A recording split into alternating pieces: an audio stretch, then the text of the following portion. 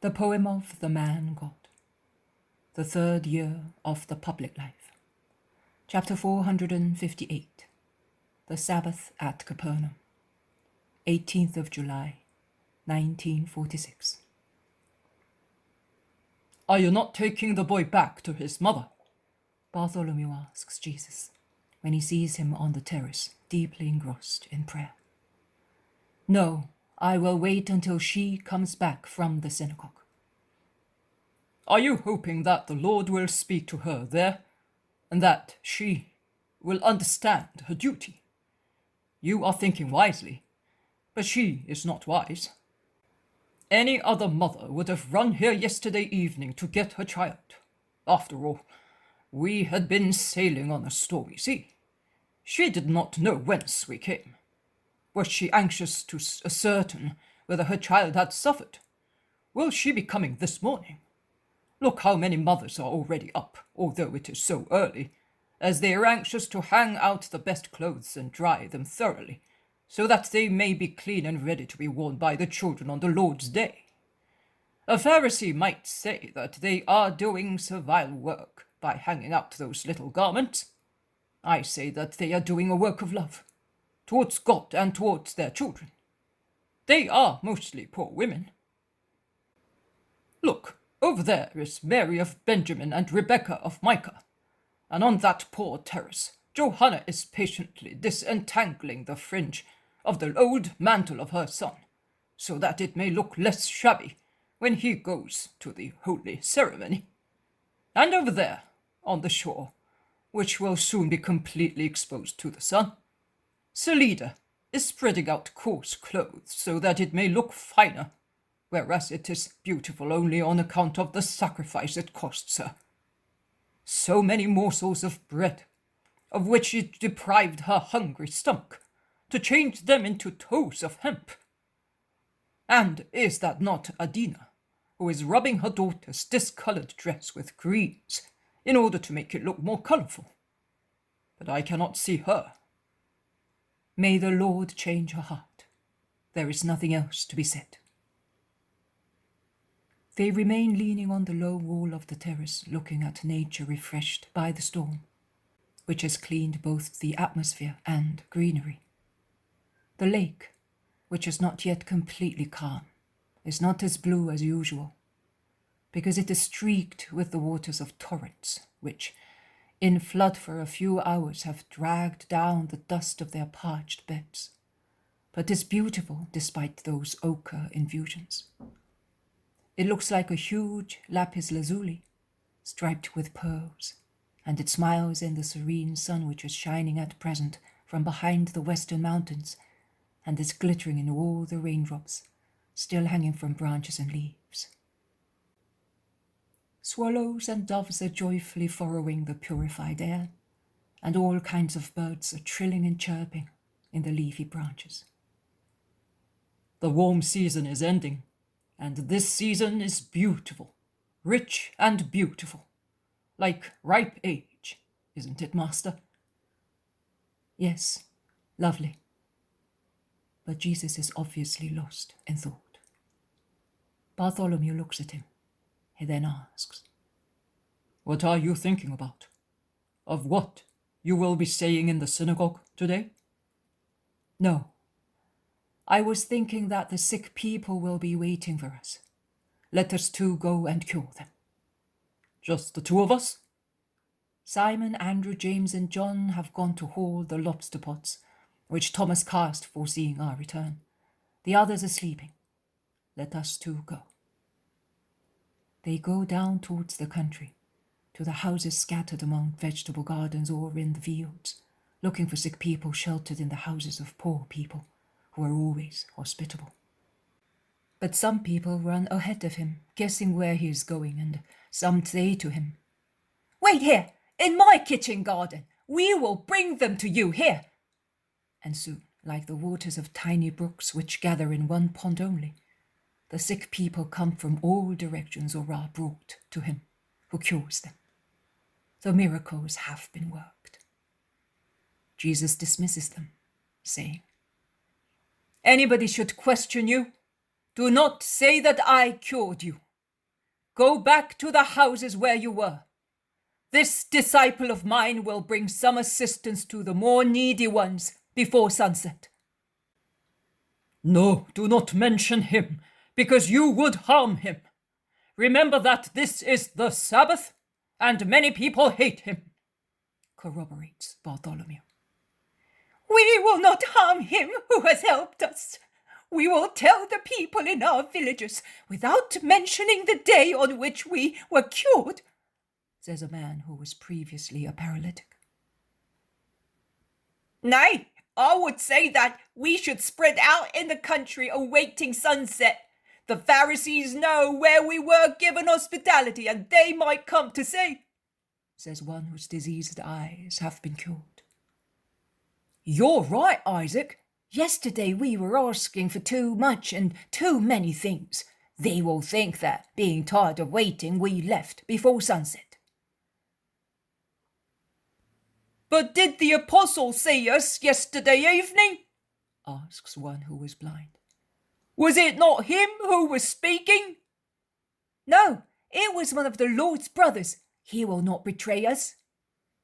"Just tell me where you are going so that I may find you when I come," says Bartholomew. The sick people consult with one another. Some would like to go towards Chorazin, some towards Magdala. They leave it to Jesus to decide. And Jesus says, "Go to the fields along the road to Magdala. Follow the second torrent, and shortly afterwards you will find a house. Go there and say, 'Jesus sent us.' They will receive you as brothers. Go, and God be with you, and you with God, not committing any sin in future." And Jesus sets out again, but he does not go straight back to the village by the way he came. Walking along a semicircular lane among the kitchen gardens, he arrives at the spring near the lake, while the women have assailed it, wishing to get their supplies of water when it is still cool and the sun is not high in the sky. "The rabbi! The rabbi!" There is a rush of women, children, and also of men, mainly old ones who are idle because of the Sabbath. "A word, Master, to make this day a happy one," says an old man who is holding a boy by the hand, perhaps a grandchild, because if the man is certainly almost 100 years old, the little boy is not more than 6. "Yes, please, old Levi and us at the same time." "You will have Jairus' explanation today. I am here to hear him. You have a wise synagogue leader." "Why do you say that, Master?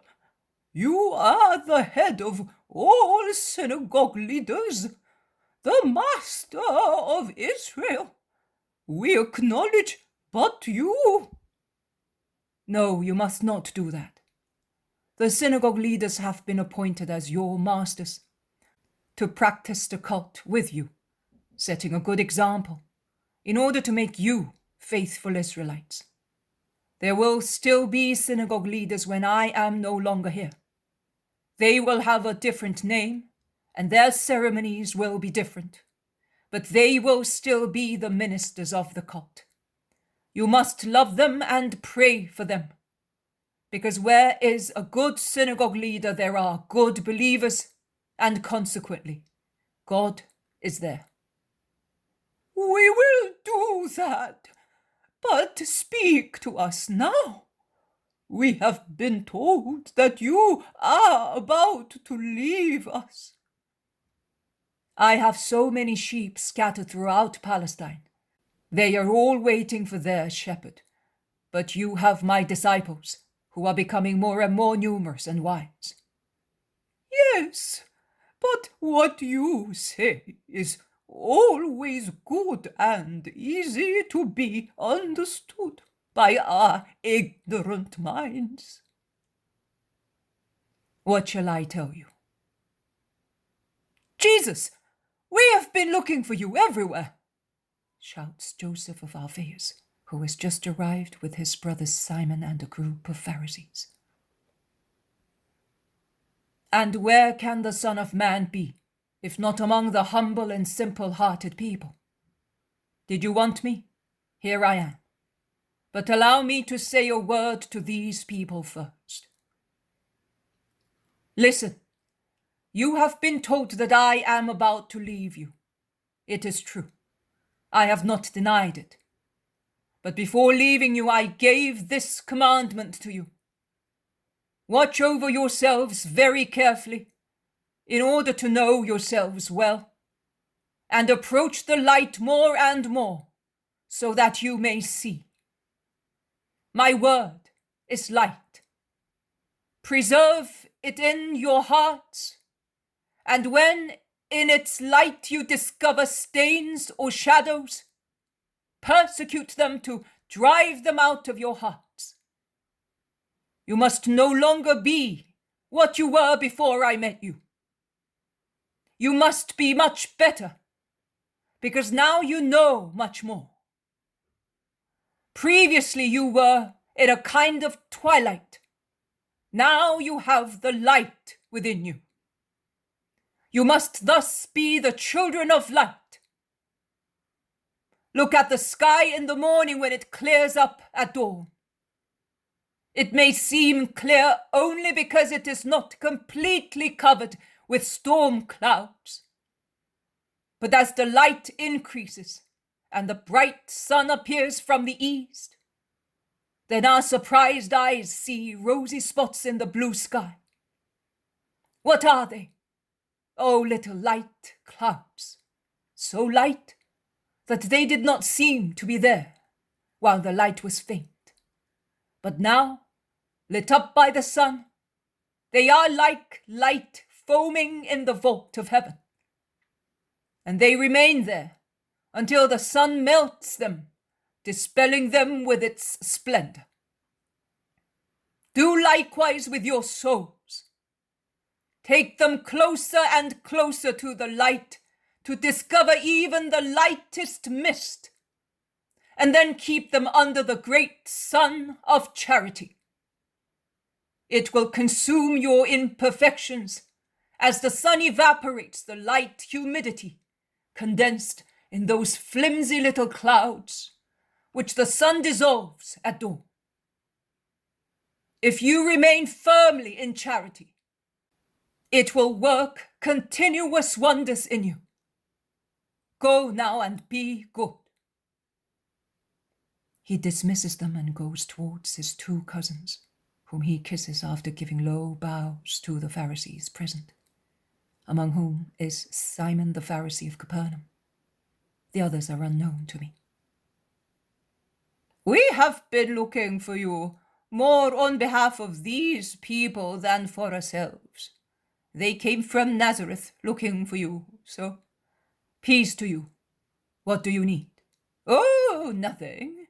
We only wanted to see you, listen to you, and hear the wisdom of your words. Just for that? Actually, to give you some advice as well. You are too good, and the people take advantage of it. These people are not good, and you know that. Why do you not curse sinners? Because the Father orders me to save them, not to lose them. You will get into trouble. It does not matter. I cannot disobey the order of the Most High for any human profit. And if, you know, it is murmured that you caress the crowds to make use of them in a rebellion, we have come to ask you whether it is true. Have you come, or have you been sent? It is the same thing. No, it is not. But I reply to you and to those who have sent you, that the water overflowing from my bucket is water of peace, and the seed which I spread is the seed of renunciation. I trim proud branches. I am ready to bear the roots of evil trees, so that they may not harm good ones. if they are unsuitable to be engrafted. But what I call good is not what you say is good.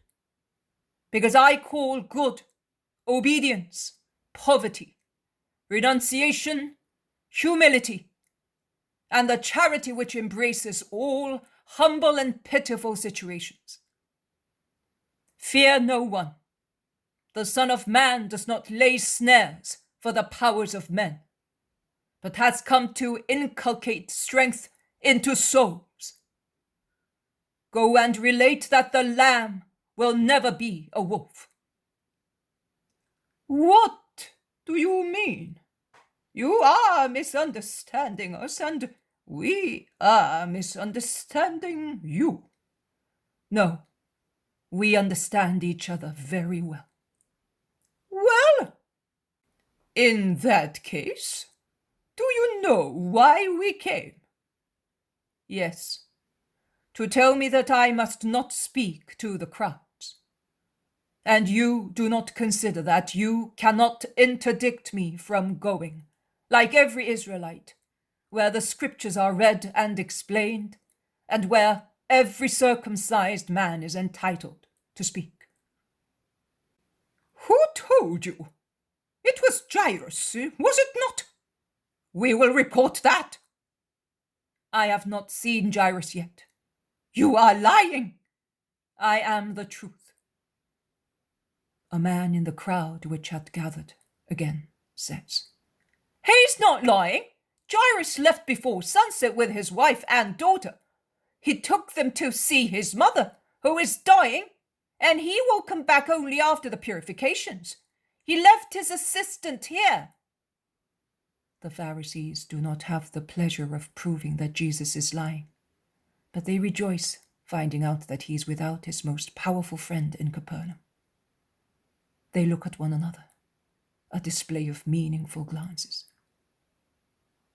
Joseph of Alphaeus, the eldest son in the family, feels it is his duty to defend Jesus, and he addresses Simon the Pharisee, saying, You honored me by sharing your bread and salt with me, and the Most High will take into account such honor paid to the offspring of David. You showed yourself to be just. My brother is being accused by these Pharisees. Yesterday they said to me, the head of the family, that their only grief was that Jesus neglected Judea, because as the Messiah of Israel, it was his duty to love and evangelize the whole of Israel in the same manner. I found their argument just, and I was going to tell my brother. But why are they speaking so differently today? They should at least say why he must not speak. As far as I know, he does not say anything against the law or the books. Tell me the true reason, and I will convince Jesus to speak differently. What you say is right. Reply to the man, says Simon the Pharisee.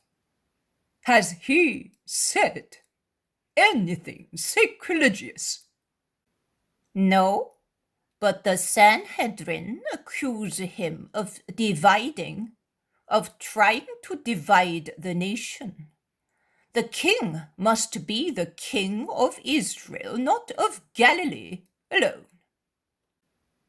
Dear is all the fatherland. Most dear in the fatherland is the birthplace. His love for Galilee is not such a grave reason as to deserve to be punished. In any case, we belong to David, so let him come to Judea then, and tell him not to despise us. Have you heard that? That is an honor for you and for the family, says Joseph, half severely and half haughtily. Yes, I have. I advise you to yield to their desire. It is good and honorable. You say that you want peace. Put an end, then, to the variance between the two regions. Since you are loved by both of them, you will certainly do it.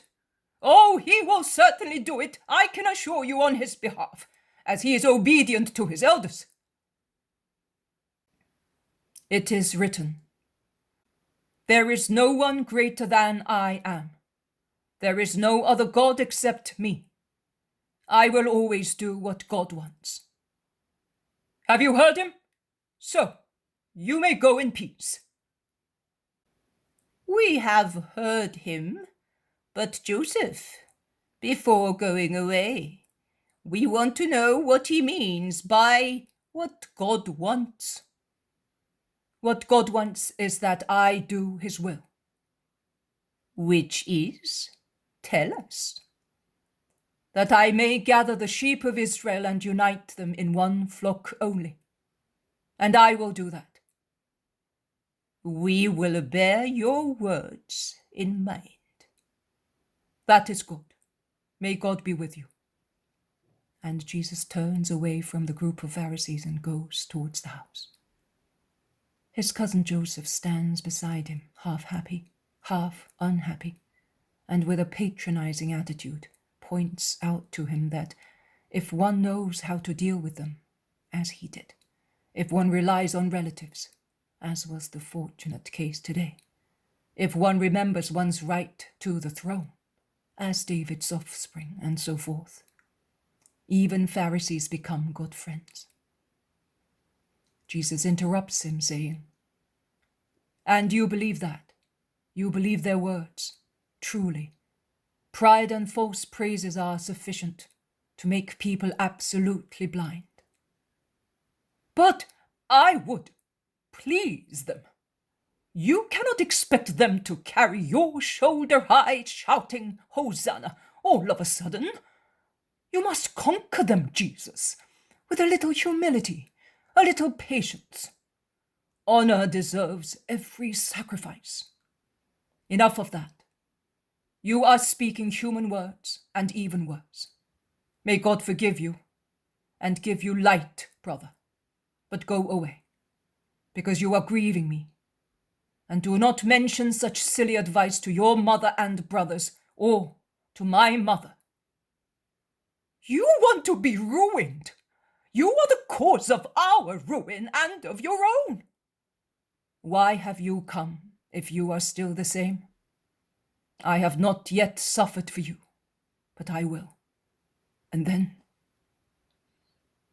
Joseph has gone away, upset. You discussed him. He's like a father, you know. He's an old Israelite, whispers Simon. When he understands, he will see that my action, which he now considers disgusting, was holy. They are at the door of the house. They go in. Jesus says to Peter, "Have the boat ready at sunset. We will take the 2 Marys to Tiberias, and Simon will see them home. Matthew will come with you in addition to your companions, the fishermen. The others will remain here and wait for us." Peter draws Jesus apart.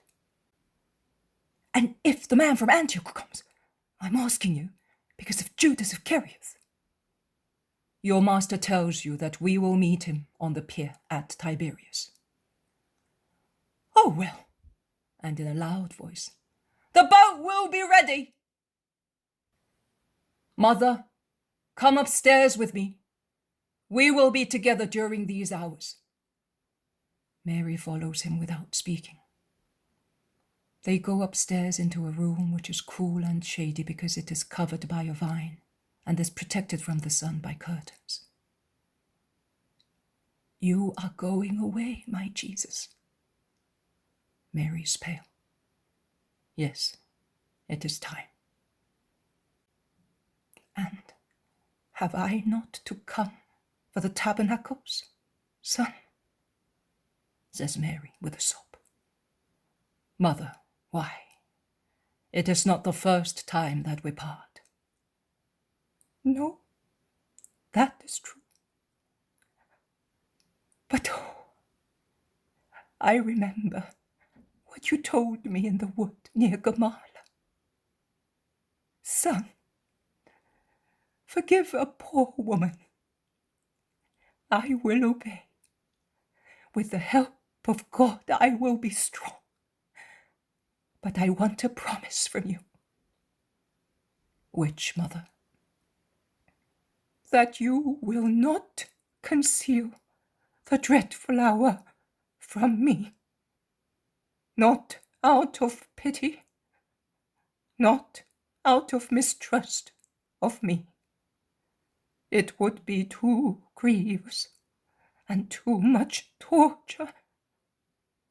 Grief, because I would learn everything all of a sudden, and not from people who love me as you love this poor mother. And it would be a torture if I were to think that while I am spinning or weaving or looking at the doves, you, my creature, are put to death. Be not afraid, mother. You will know. But this is not our last farewell. We shall meet again. Really? Yes, we shall meet again. And will you say to me, I am going to fulfill the sacrifice? I will not say so, but you will understand. And then it will be peace. So much peace. Just consider, to have done everything that God wants from us, his children, for the welfare of all the other children. So much peace, the peace of perfect love. He holds her to his bosom, holding her tight in a filial embrace. He, so much taller and stronger, she, smaller, young in her incorrupt youth of body and countenance, added to the eternal youth of her immaculate spirit. And she repeats heroically, so heroically, yes, what God wants. There are no other words. The two perfect ones are already consuming the sacrifice of their hardest obedience. No tears are shed, no kisses are given. There are only two who love perfectly and lay their love at the feet of God.